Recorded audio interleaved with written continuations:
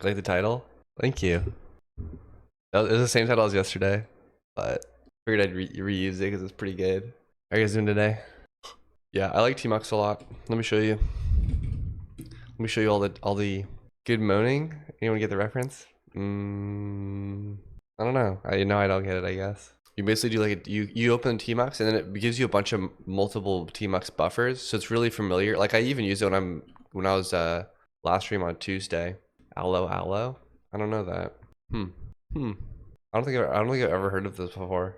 But Tmux is nice because you can have something going on here. Then you can also split it this way. You can split it this way.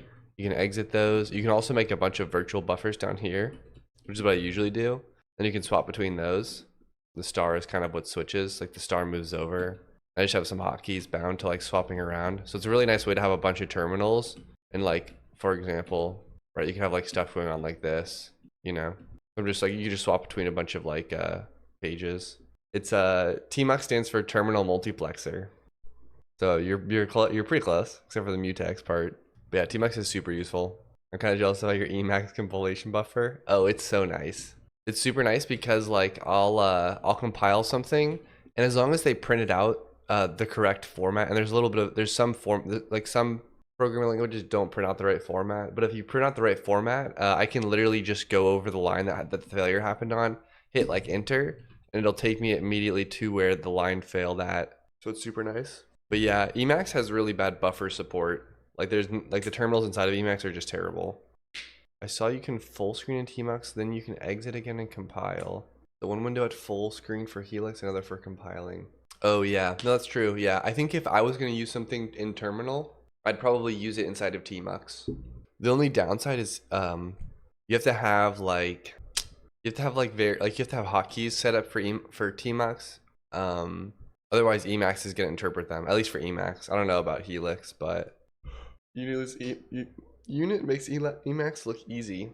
Yeah, I've been using it for a while though, and it's like literally the only thing I use. I thought about trying to write my own text editor because Emacs is really good for a lot of things, and it's got a lot of plugins that are really nice. But it's sometimes it's just sometimes I want something different, and I don't want to. It's bad to say this, but I don't really want to learn the Lisp interaction stuff. Helix uses letters for shortcuts without control in space letter. Yeah. Yeah, in Tmux it's Control B is the escape character, and then you can do whatever you want. I'm pretty sure it's Control B. I rebounded to Control H because Control B in Emacs does this, goes back a character. So I couldn't use. I was having trouble using because I was trying to use Emacs inside of Tmux, but it wasn't working very easily. But what's a buffer do in Emacs? A buffer is just something that holds.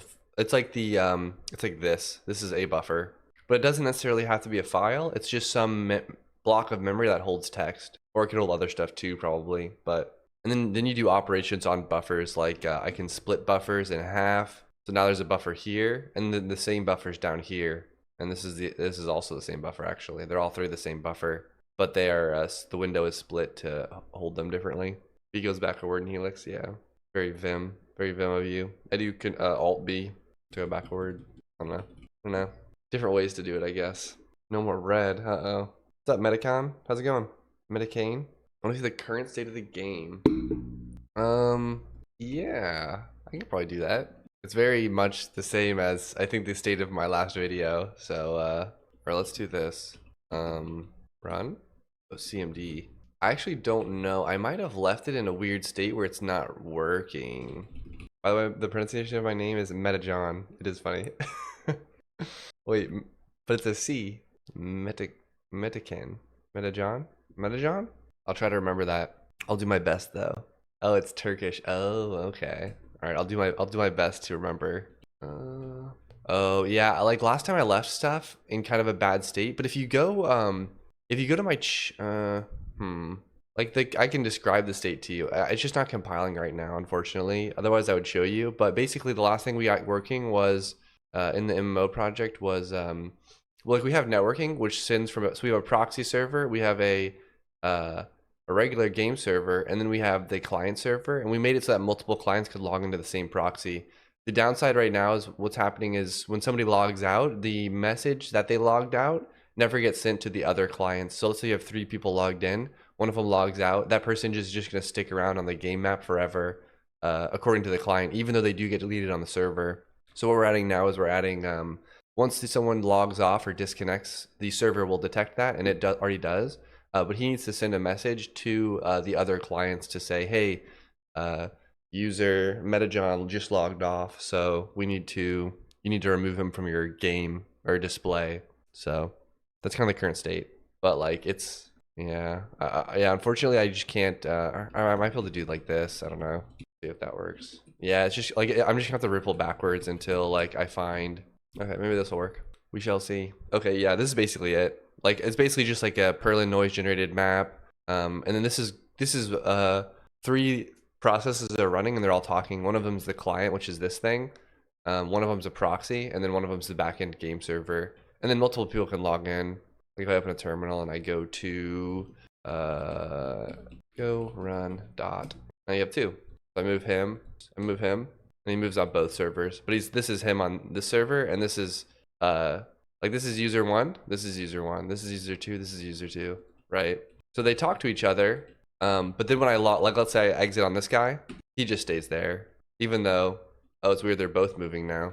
That's kind of weird. That might be because I'm in some weird state, but usually before they weren't moving together. But he should get deleted basically, and then he would be the only one logged in now. So that is the state.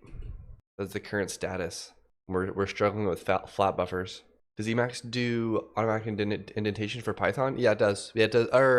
Python's more tricky, right? Because you have to you scope your functions based off of the indentation that they have. So like it might Emacs does auto indentation. For Python, you have to be much more specific though. I can't get used to the HJKL keys. Are yours in the same area? Because you use a European keyboard, right? Is it QWERTY as still, or is it still QWERTY, or is it different? I feel like it's much better to use the HJKL keys because moving your hand to the arrow keys is kind of annoying, especially like all the time. Because all the time I'm trying to do this, you know, like I'm always like going somewhere different. But Emacs has different ones. But how do you do a proxy? Yeah, proxy is just a server that well, there's different kinds of proxies. I made a little video about it, but in the MMO series that you could watch if you want, JJ. But at a high level, it's just something that receives messages and forwards them to the underlying server. So the client never connects to the actual server that's doing the work. He connects to the proxy, and the proxy forwards the connections back and forth. Or doesn't forward the connections, forwards the messages. That's the type of proxy I am. You can make proxies really thin, or you can make proxies very thick if you want, depending on what you want to do. So I wrote my own proxy. Yeah, I have a ghost problem in the game right now. So a proxy is a middleman. Yeah, exactly.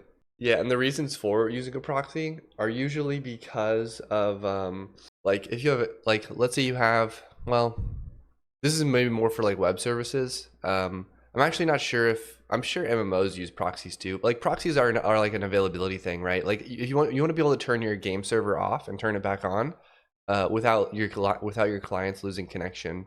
Basically, that's one of the reasons for it on a game server. It also divides up the number of connections that need to be held by one specific host.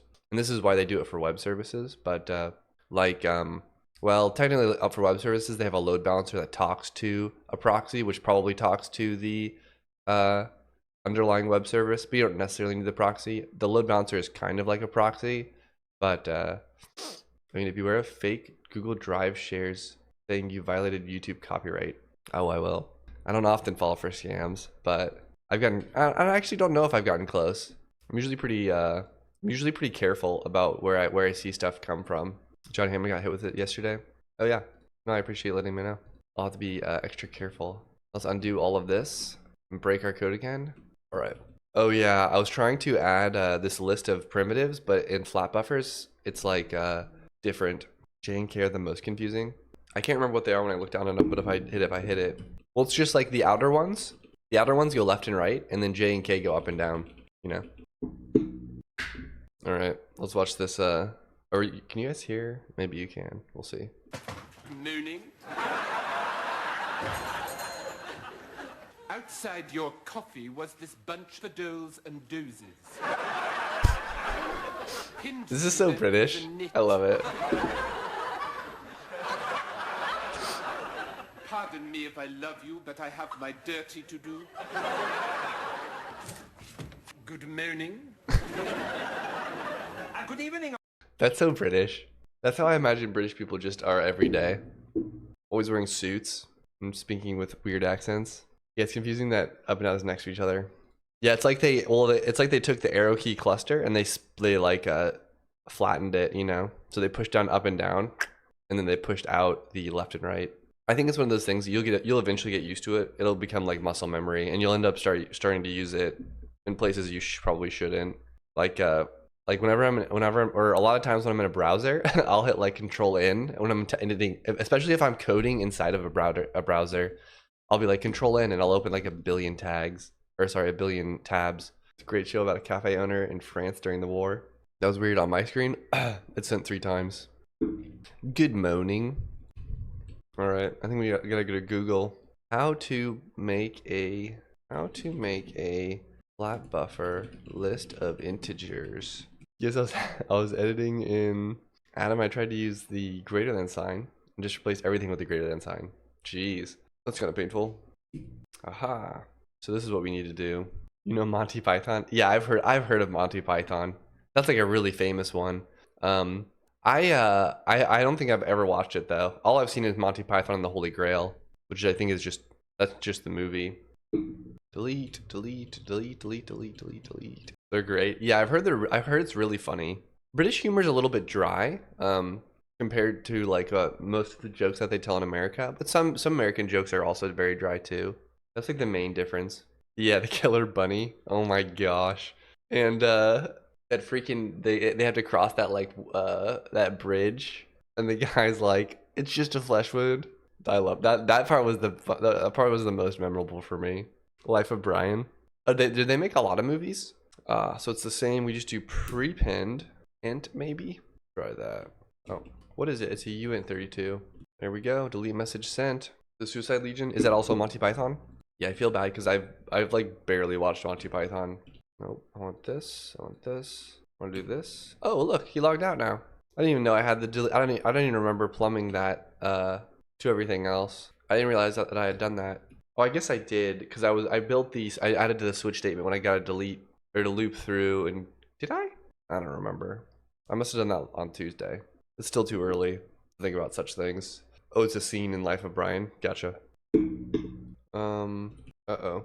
Do I have Emacs still going? Oh, I have this still going. Oh no, that's not that. Weird. That's working. I do this. Oh, now it works. Let's open a third one. It's hard to keep track of a lot of windows. I need to make like a bot or something. So when I start this, I start like 5 of them or something like that. Okay. So I'll do this. I think this was the main window. Yeah, this is the main window.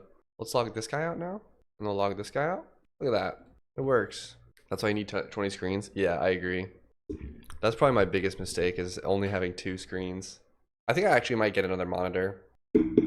It's because it's not so bad. I mean, it gets a little bit tight in, I also did this change recently where I tried to put my little taskbar as just this little pop-up thing down here. Because I would always go down and it would always pop up. Because I need to have full screen because recording stuff is really annoying when you have a little bar at the bottom because it makes it not the right resolution all the time. So I was trying to like minimize this as much as possible. I need to rely on my alt tab a little bit more, but I don't know. That seems to work. It was weird though. The one time I launched it, it didn't work. I wonder if I just do this and then I launch another one. No, that seemed to work. I don't know. There's some bug in here for sure, but your setup doesn't look like Guilfoyle in Silicon Valley. Are you really programming? I don't remember what his looks like. Does he have a lot of monitors? That was a good show though. Yeah. Do you guys do this? What is this? The program in the red box. Oh, it looks like some sort of like CPU utilization graph. Oh, is this what you're talking about? Do you guys do this? Turn one of your monitors sideways so you can code on it? Yeah, I think I never watched the last season of this. I just have one monitor. Yeah, I just have 2. Monitors are pretty cheap these days though. I can turn it sideways, but it's annoying to turn it back. Those are pretty nice monitors. I was trying to get to that picture, but okay. I guess we'll go to this guy's website. I just watched the last episode. I borrowed one from my dad. It's a really good monitor. Nice. Yeah, I just have like $100 monitors. I don't really like, I don't know. This is probably bad for being a game developer too, because you probably want to have a nice monitor so you can like tell what colors you have and make sure the refresh rate is getting high. But mine only goes like 60 hertz, I think. So, but you know, that's just how it goes, I guess. My monitor can display Adobe RGB because my dad is a photographer. Oh, nice. Yeah, I've heard about those monitors. I don't know if it was that type specifically, but one of my friends does like videography, and he was like telling me about all the monitors that have like perfect color display or something, which I didn't even realize that was a thing. Like it makes sense that some monitors might have like they might be skewed certain directions in terms of like what colors they show, but more British. Oh, I've seen this. I watched this. He says a bunch of bad words, huh? This guy. I need to screen this. Oh, he just says the F word. When I saw it, it was muted, so I didn't hear what he said, but I knew he said something. Oh gosh. Oh, it's a cop car. Can't park there, sir. You only hangs out with us on Discord. Just notice that. What do you mean? Oh, like I'm not in any other Discords? We're your only server? Yep. That is true. That is true. I don't really know what to do next now. I'm surprised that this worked so fast. I guess I could make a commit. Isn't that a change of pace? All right, let's go through this and see what we changed. It was a lot. I kind of don't like auto-generated code. Builder start object, because now you have to build, like you have to build your code to have your whole code base. I guess I check it in, which makes it okay, but I don't know. Start object 3. Oh, this is the gotcha. That's auto-generated. Yeah, so this goes through and deletes everything. So I already coded that part, I guess. Sync. I must have added a mutex or something. Oh yeah, for the delete list. That's right. Looking up. It's looking up, ladies and gentlemen. All right, this looks good. Cool, right? What did we do? That's the first commit in a long time, I think. Actually, maybe I did one recently. I don't remember. 2 weeks. 2 weeks or so. I feel like I need to do. Well, let's just see what it looks like. What should we add next? I don't know if I planned really what I was gonna do after this. Oh, I kind of wanted to do like a I kind of wanted to do like change my serialization protocol and measure the difference between flat buffers and something like just some like custom binary one. Let me look at my to-do list. That is done. Oh, I guess I could put usernames on people. That would make it more clear what's going on. Because I put in my task, I was like, maybe generate random usernames. Maybe we add like a username field. The only problem is that everything that I add that I want to send over has to be like everything that I add that I send over has to be serialized, you know? So like it just ends up being a lot of different code. I guess this isn't that hard though, because I just need to write how to serialize the username into a string or like a flat buffer string, you know, and send it over. Maybe we'll just start on the UI part of it and then we'll add the serialization stuff later. The other weird thing that I'm doing is I'm just sending the same update every single time. So I'm doing a lot of very inefficient networking things. I just don't know like where a good balance of being productive and getting the networking squared away is. Because some things are very static and something like position changes very frequently, but and like what you wear might change very frequently, but you only want to send stuff that changed. I feel the need to draw a block diagram, but I'm not sure. Oh, I need to fix this though. Why is this happening? There was this one hack I had, which I want to fix really quickly. That was in network hack. On the login, we add the body, but then somewhere else, when the message gets received, client receive message. Yeah, client receive. World update. Oh, we put it on the network channel. Yeah. Create poll network system. If you send the body, so the body should be getting serialized. So before, I think I was skipping the body update, and I was. Oh, is that why I did that? Yeah, I make a that's interesting. I make a, because this is my flat buffer, or this is SerDes, and I use this. Oops, sorry. So the problem I'm having is that I have I have my MMO package, which is kind of like my main package a little bit. Like it's got all my code in it, and I'm defining the body type, the body data type, which is like basically what the person's wearing, has equipped or whatever, or like what body shape they are or something. I don't know. Basically what they look like is going to be held in that component, because I'm trying to keep it like kind of simple. But now in the serialization stuff, I don't have a way to serialize that. Because this is in its own package. If this was in the same package, I could do this, but I kind of wanted to keep this separately. It's weird writing serialization code in a package that's not the package that defines the type. And everything else got put into flow, which made it okay. Like it was defined somewhere else, not in my MMO, which makes it okay because now the trees doesn't have a cycle in it. But I don't want to. Otherwise, this would work. How does this get unmarshaled? Oh, here, yeah. Like this is so painful to do. Because I get a world update, I basically loop through it and see what it is, and then I make comp list, ECS for each. So this is basically for each entity. I go through. If transform is not equal to nil, then I do this thing. The problem is it'd be cool to make a video that compares the serialization methods, but I really don't want to maintain multiple serialization methods. I also feel like, I don't know, flat buffers just seems hard to work with. Let me make a cup of coffee and think about this. I'll be right back. Yeah, I don't know what happened. I made, I duplicated, like in OBS, I duplicated the screen. So I have like my about to start screen, and then I have an intermission screen. And I thought the text item would be different, but apparently it's the same. So I guess I need to go here. So now I'm on my about to start screen. I can do this, or maybe I do this. Duplicate. Where is it? I guess I can't. All right, we'll do text, create new. Well, let's do, what font do we want to use, guys? Monaco. This is the one, this is what I usually code in. It's no, I don't use this one actually. I use Source Code Pro. This is like anonymous. Let me modify. Properties. Let's see. I don't have Monaco. Do Source Code Pro then. Sorry, bud. Sorry, pal. Is it nice? I feel like I've let you down. Why don't I change the color of this thing? I don't know. Oh, maybe I can do, color, I don't know. How do I center stuff? I don't know. We'll do the offset. All that. And I feel like this one needs to change. I feel like I want to do red though. How did this work? Oh, I must have a filter on this. No, I don't. So strange. Oh, select color. There's literally a button. Copy that one. Go here. There. Color. Do that. Nope, that didn't work. Okay, let's try it again. All right, there we go. Make this guy bigger. You need a bigger margin on the left. This one also has like a shadow behind it. Oh, this is Source Code Pro. That's pretty close. I'll take it. Like the F. How did I add a shadow to this one? I don't know. You know what? We're gonna leave it like this, and I'll fix it later. Yeah, I like this. I like this font a lot. This the Source Code Pro. I think it's nice. It's nice. It's simple. But back to serializing stuff. I was thinking that maybe every component should know how to serialize itself, but I think that that's the wrong approach. And I think that that's the wrong approach. I don't know. I'm kind of torn. Like, I think that that's probably the most maintainable approach, but I don't think that that's going to give me the best network bandwidth performance because I think when you have a lot of data, it's easier to serialize it and pack it together. But if you only have access to what your object is, you don't really know the most optimal way to serialize it sometimes. But it probably would be pretty easy to just make it, maybe I should do a first pass on that, like that, where everything gets serialized, everything serializes itself. I like Monaco, it's more readable than my previous one. I can look it up. I probably just don't have it installed. That's pretty nice. That's a very nice monospace font.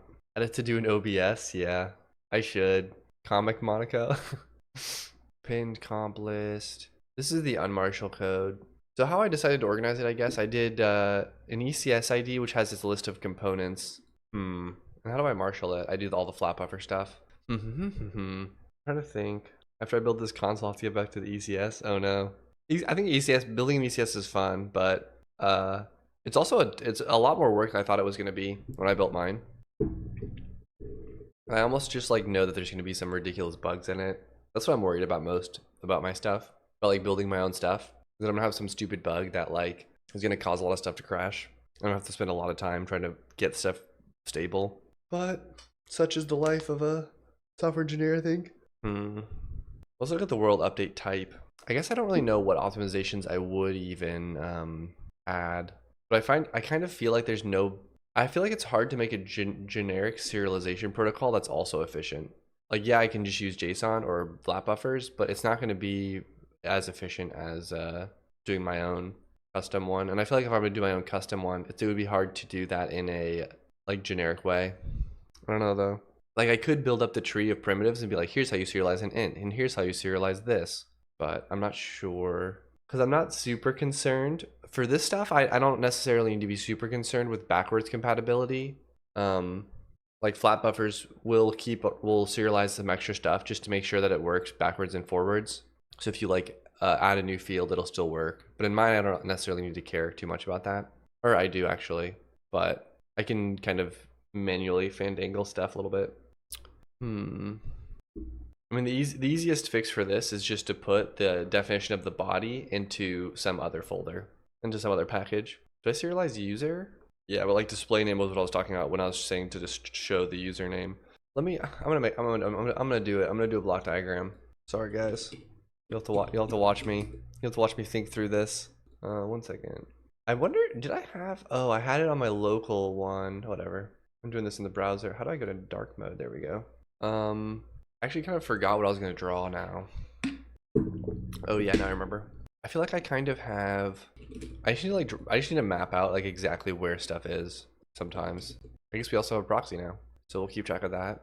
And then I think you have inside of these. I think you have like individual components, like a body or transform. But then I think the ones that you send over the network are slightly different. Like I think it's kind of like that. I also think you have Earl. I guess you only want to send things that change. Have changed since the last. No, just have changed. According to that client. That's what's kind of tough to track is you have this whole world and you almost need to track like what does every client think the world looks like. So you can tell them what needs to be updated, you know? Install tmux, time to learn. Love it, love it. So I almost feel like I should have my internal type and then I have the external type, which is the serialized one. And I think maybe the thing to do is, I think that this looks kind of like this, right? So the transform looks like this. So if I can serialize these, then I can serialize this, right? I just serialize two things, put them right next to each other, and then this holds it. And then whenever I know I'm deserializing a serialized transform, I can look ahead and grab this much data. I'm good to go. Body is kind of similar, except it doesn't have any data. Then you maybe have like display name, which changes very infrequently. And this one's just, I need to serialize some like fixed length string. Will the one deserializing always know what the data structure is being sent? Yeah, so that's where you need to like do things like unions. Like for example, how I've structured my messages right now is it's a map, and the map has a bunch of IDs. Oh, here's the map. These are the ECS IDs, and the ECS IDs just have a bunch of components. So like I need to have this other thing that's like a component which serializes the union of all of these. So how you do that, I think, is you probably do something like what that looks serialized wise. It's like, because as long as everything's the same type at this level, it's pretty easy because you know, like you have a key, or when you serialize a map, it's kind of just like the key and then the values. So the values I know is just a list of that. I think that serializing lists might be kind of tricky, but that's for later on, I guess. So you have like your component header, and the component header probably says like the component type and then the data. And so like once you're serializing a component or deserializing a component, you'll be like, what component type is it? Oh, it's a body. Here's the data for it. Or it's a name. Here's the data for it.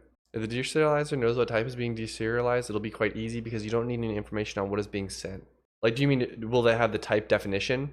Yeah, like they'll know, the deserializer will know how to deserialize it. So I don't have to pack any information into that. But I don't think I can get away from doing this. At some level, you have to say like, hey, this is what I'm sending you. And then here's the data for that thing. And then you know how to deserialize that deterministically. So you kind of have to like tag it and be like, hey, it's a transform, or it's a body, or it's a component, or sorry, a display name. Yeah, exactly.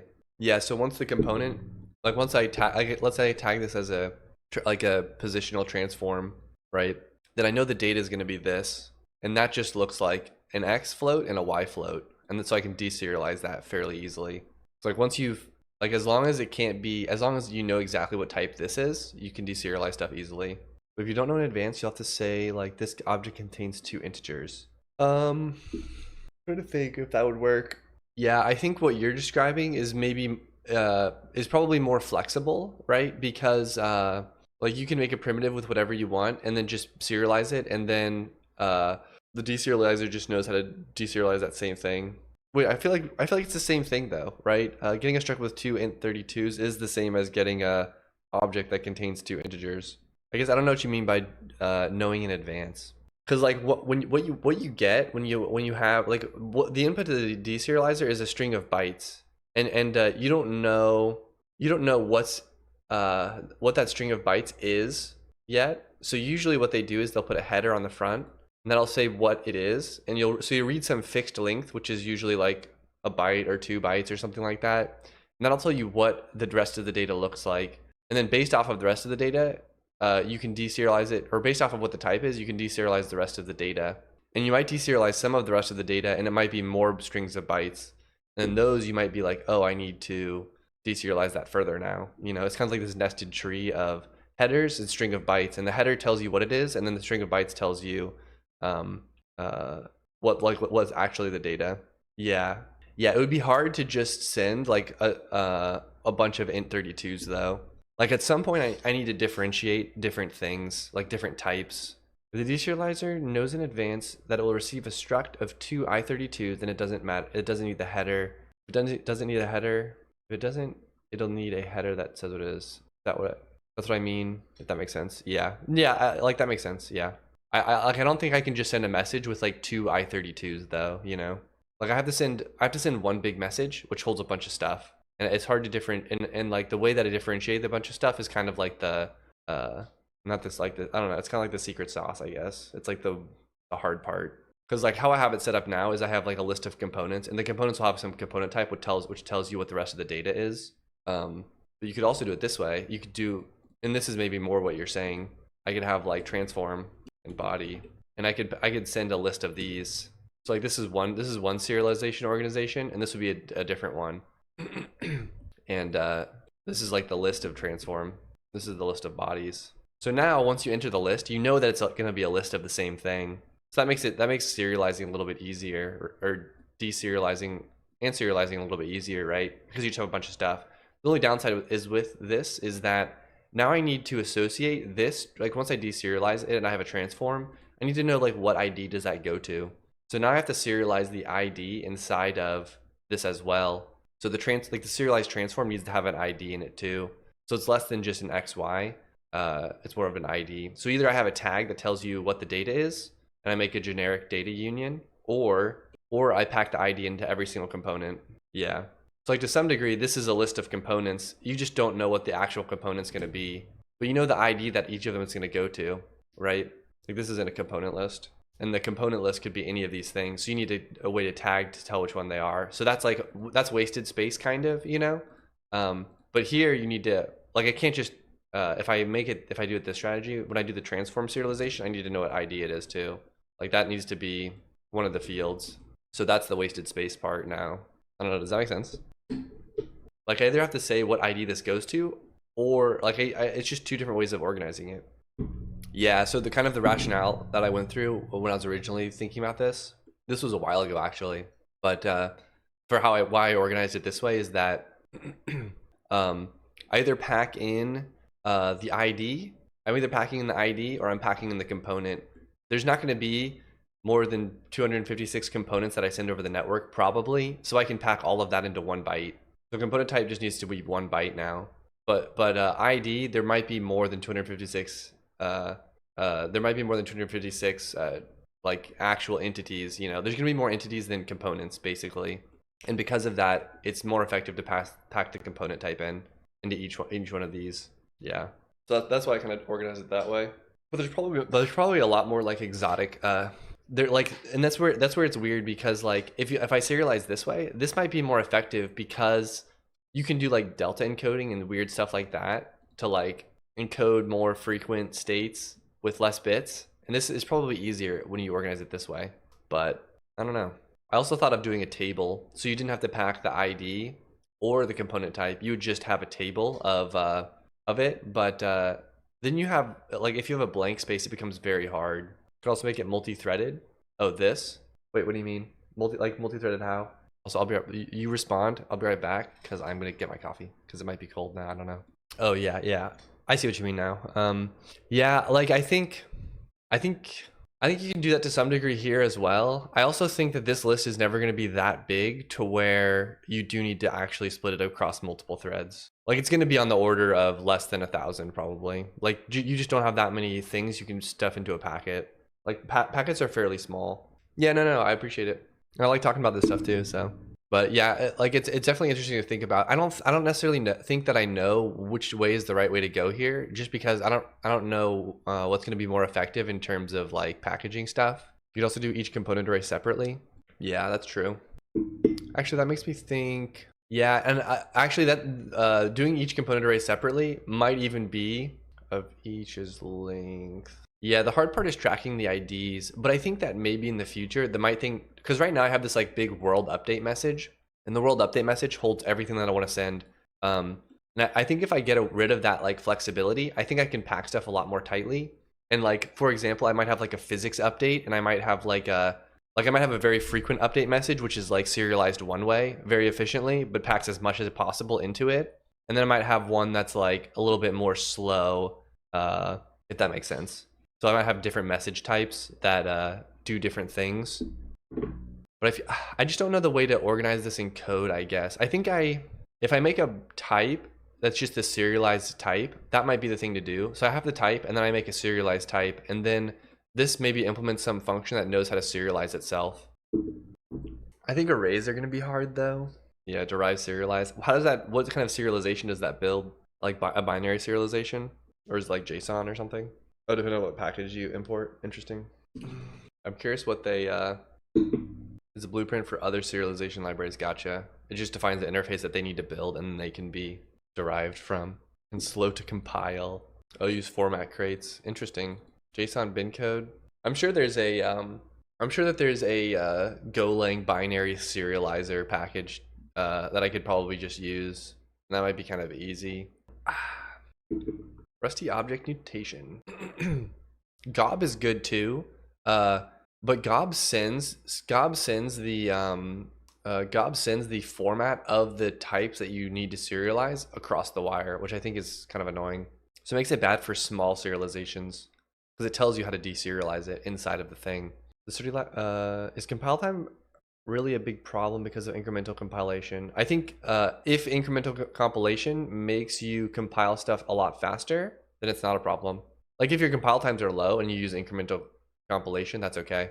Like I don't think people really complain about compile times when it's like that one release build that they do. Like I'd be fine waiting a couple minutes for that, you know. They'll just build ones usually and then you're good. Yeah, and Go does that too. Like it usually builds a bunch of stuff and then a lot of stuff's already built, so you don't have to rebuild it. But I think Rust just has longer compile times. I don't know exactly why that is, but it just does. Go just has, maybe it's just Go has really good compile times, and I've been kind of spoiled by it. But I think it is important when you get on bigger stuff, when you work in bigger teams with bigger code bases, compile time is very important because like sometimes at work I'll run a compilation and it'll take like a couple minutes, and it's like, oh geez, like I'm gonna sit here and wait like a couple minutes and like just like completely get distracted while this thing's just compiling. What if they're gonna have a graph that tells me, oh here we go, rounded time to oh, this is interesting. This is actually super interesting. Is the B key above your control key? No, my B key is right below my G key. Abomination. YAML, I like how they have YAML serialization. Where's flat buffers? Wow, what do they deserialize? That's terrible. Yeah, my control key is, there's no letters, there's only letters to the right of it. But yeah, I rebound mine to control H.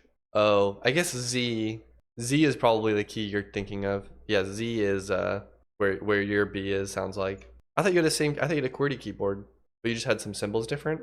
Message pack looks good. I'm mostly interested in like how small you get it. Oh, Azerty. Oh, okay. Yeah, B is a fairly easy key for me to press. Where's your control? Oh, B is in the same position. That's cool. QWERTY keyboard. My B key's here. Oh, your B key's here too. I don't have a control key on the right of the space bar. I use this. I rebound my caps lock key to control, but that's because I use Emacs. If you're gonna use Vim, I think you should rebind this to escape. This is such a great key for your left pinky. I kind of don't want to. I don't understand why people like making like. I don't know why people like making these other languages that you put your for example, flat buffers and stuff. I kind of don't like that. I guess it makes you generate it for multiple languages. Maybe that's the reason. I don't know. That's kind of what I want. Decoder. Wait. I feel like I should just use encoding binary and just write my own. I don't think it would be that hard. I think I'll rebind it to Control X. I think I looked up the Abomination source code. It was literally 2 lines of code. What, did they make it really long or something? Or I'm kind of torn here because I really don't like doing all of this. I'd rather just say like serialize and deserialize. But I think that I can probably do the serialization later. I think what I'm going to do is I'm going to make some other package that holds types that need to get sent over the network. I've been like kind of disorganized here. I feel like I should make like a game folder or something like that. I'm gonna do this. I'm just gonna be a little bit lazy here and make one package that holds everything. MMO.body. This will be game.body. Oh, ECS.comp box. All right. Game dot. Let's see here. That was in launching the client. There we go. Okay, I should be able to comment out my hack now. I think that was in this folder. Okay, I did. But in my flat buffer serialization, I serialize it, I think. But when I deserialize, maybe I should set control to something else because I can't resize panes. Control arrow switches between desktops and stuff on Mac. Oh, gotcha. Yeah, I had trouble with Mac key rebinding. It's kind of painful. I feel like it's a little bit easier in Linux. Though there are some weird things that I had trouble rebinding. Like if I wanted to just hit Windows key to open up like KRunner, I had to do some special workaround to get that to work. But anyways, so we have transform, we have input, and we'll now have body. I guess that's okay. I mean, maybe this could have like a serialized function. You know what I mean? Like I guess I could pack stuff like that where what is entity? Flat message.entity, where you take a flat message entity and you deserialize it. I don't know. Physics.body. Oh, whoops. Game.body. That'll do that. Okay, cool. So the bodies are showing without the hack, so that's good. Cool, cool. Looking good on that front. Or let's remove that. Did I delete it or did I? Oh, here it is. I want to just delete this line. Oops. Did not mean to run it. That's okay though. Let's see. Only 9:30. I feel like we've gotten a lot done today.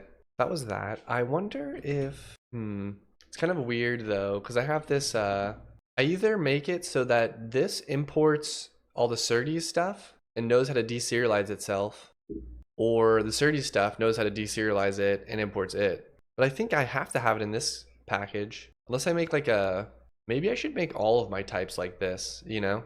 Like I should put all of my types in here that I want to serialize. And then inside of this package, they just know how to serialize themselves. And I can just call like Marshall this, Marshall that, you know? But then this can't know how to, this is just a piece of data. It doesn't know that it can get serialized or deserialized.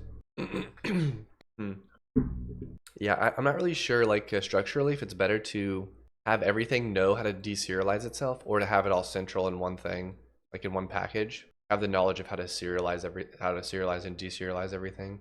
I guess in Go they kind of do both, right? Like you can override your serialization methods for things, which is kind of weird. I wonder how they do that. Like I wonder how they make that possible. Because you can implement like a Marshall JSON function on something. Maybe they have like an interface that you can implement, and if you do implement it, then it deserializes it that way. Otherwise it doesn't. Like otherwise it uses the default. Huh. I'll be right back. I have to go to the bathroom. And we're back. I guess we could go to the username thing. Let's do that. Because I don't really know how to do this serialization stuff yet. I'll have to think more about it on my own time. We'll try to display usernames over people. That will be in the client main. Oh, I guess maybe we also need to make sure that browsers still work. Yeah, we'll do that later. Let's see here. Where do I draw? I draw here.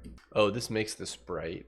Render new sprite. I guess I could either, well, do I have text on this game at all? I don't have any text yet. So I need to import a font, create a text atlas, an atlas of text letters so that I can print a text. And then I just need to draw it. Apply to sprite. Where do I actually draw though? Format pass. Oh, render.draw sprites.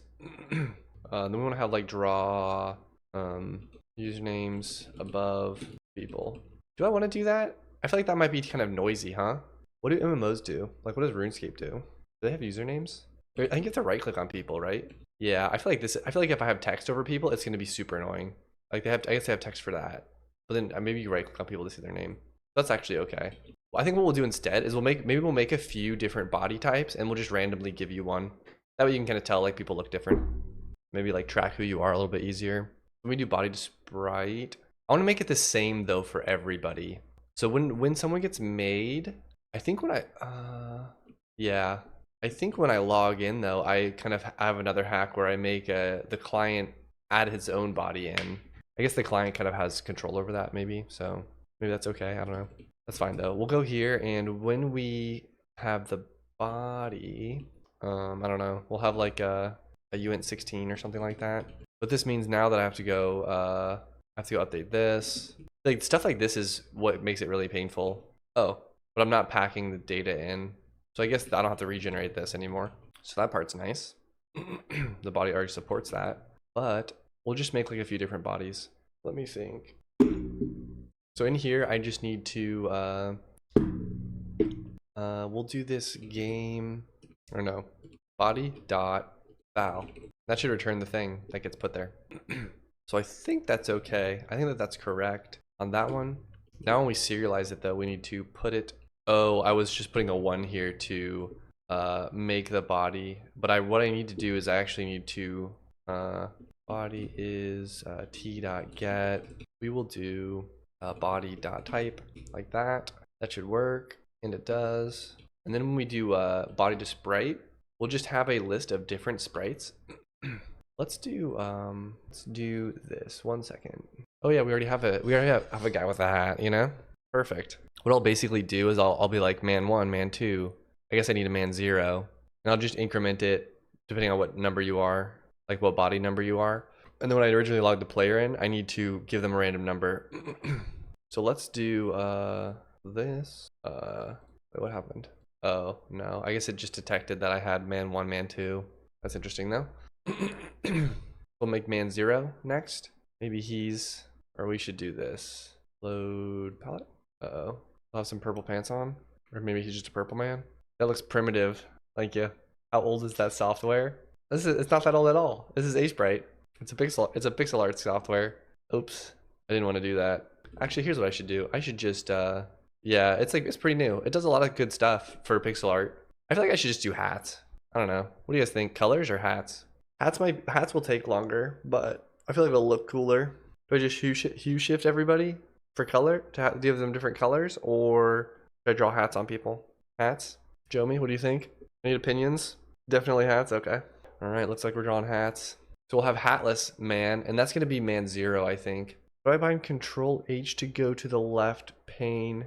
I don't know if you, well, I don't know the bindings to go to specific ones, but in mine I set up the bindings like you do Control, you do your prefix key, then you hit O, and it just switches, it just toggles through. I used a letter O, but it used to toggle through them, so that's maybe not what you want. I don't know. Okay, we'll do a purple hat though. We'll do like this, I think. Doot. A little like sleepy cap. How's that? I think it needs to be less. There we go. Now we're talking. I feel like I want it more to the left. Definitely need a green mohawk. I think it needs to cover his head more. All right. Oh, I could probably just export these as an animation, like make one. Because I think I can just do this. I can do agree. And I think I can just export them. Perfect. Now I can just duplicate. I can just do it all in one. Green mohawk. That's what's up. I'll reuse these colors though. That's my little archer hat. Or I don't know. I don't know what I don't know how to make a I guess I need to be more. I need to have a little bit more perspective. I need to do something like this. Maybe that's too far. I don't know. We'll just try it. I said mohawk, not grass mat. Oh no. Hey, it's hard. It's hard with pixel art. I don't really know how to draw a mohawk. Mohawk. That's like I was trying to do something like this, but it's hard to get the perspective right when it's like he's kind of looking to one direction, you know, but not fully. But I like the mohawk should come down between his eyes, I think. But like that's I feel like the path it'll take. Maybe just go up from here. How's that? Is this up to your mohawk standards? I might need to do like maybe I do a little bit lighter. I feel like it's not going definitely better. Appreciate that. I just feel like it's too hard to tell what's going on. I feel like that's a better color though. Maybe just frosted tips. Yeah, I'm not really sure what's missing on this. We'll do a top hat next. Sorry, that's my best mohawk. This one I can make. I feel like I need a red. I'm just gonna mirror it based off of JJ's top hat. I feel like it needs. Oops. I feel like it should be more square though. Dark red. Nice. Give it a little shine to it. Oops. Turn off that. No, we'll just leave it black, I think. Needs to be taller. That just looks offset. I feel like that's the play. All right, we have 6 hats now. I did it. I can now use Control J to go to the pane above the current one. Cool hat. Thank you. Check Discord to see the tiny bits of art I've done. I don't see it. Oh, nice. How did you make these? Do you draw them or you use like a generator? Beer. I like that. Photoshop. Cool. We'll do man sprites equals. We'll do this. Length man sprites make. This needs to be a glitch.sprite 6% D I. Now we should be able to get it. Oh, I need to do comma error, not name. Oh, undefined man sprite. And then we'll do body dot type. Oh, we'll crash. Dot sprite name man0 dot png. Oh, I need to generate man's 5. Oh, I did. I thought I did 5. Oh, I guess I maybe saw the number 5, which was the length of the animation. All right, cool. Now, when someone logs in, serve proxy connection. This is where it's weird though, because I need to know the length of like I need to pick a random one, random body, but I don't really know how many different bodies there are until I generate the packed thing. Ooh. We'll just do math.floor, math.rand, or no, rand dot. Actually, we just do rand.int. And this is going to be 5. Okay, we'll do this. We'll just call it num body types. All right. Log in another guy. Oh, this is weird. There's only 2, but I've logged in. Oh, it was the same exact. We'll try that again. Well, there you have it. We have our 3 chaps. We got our 3 little laddies running around, all with their own little hats. I can log out. There you have it. Nice. That was good. That was good progress. I feel like we did a lot of stuff today. What was? There was something I wanted to do next time. I can't remember what it was. Well, I need to do serialization still. There was some other smaller task that I had in mind. I can't remember now. And I hate that when there's something that I was thinking about, but then I just forget it. Oh, I wanted to make sure WebGL worked. Let's actually just try that really quick. Let's see here. I think I need to go to, uh-oh. All right, it didn't immediately work. I give up. I will make a task for myself though. Project task. Play with different serialization methods. Did I write that down? Oh, I actually did that. Finish that one and that one. Cool. Sorry, I'm just getting stuff a little bit organized. All right. Dmux is all set up. Love to hear it. Gonna be playing with rebinding common shortcuts. Next up, installing a theme. What's the problem? I don't have a problem. I'm all set. I feel like I did a lot today, which feels pretty good. It was an accomplished day. Gotta go to Walmart today. Chill with cat. Nice. Gotta get a package with a cat in it. But that will be it for today, boys. Thanks for stopping by. Appreciate you watching. It was fun. Just boring shopping. Somebody's got to do it, you know? Yeah, shopping isn't very fun though. Yeah, you too, JJ. Have a good one. Oh yeah, of course. I enjoy streaming. I think two times a week is more manageable for me with work, but yeah. I know I was streaming like every single day for a bit there, but yeah, which was fine too. I just feel like it was just hard. It was just a lot of time, you know. But yeah, thanks for stopping by, everybody. I will see you next time, next Tuesday probably, unless I sleep in, in which case maybe next Thursday. But I will try to wake up on time. But sometimes it happens, you know. So all right, see you guys.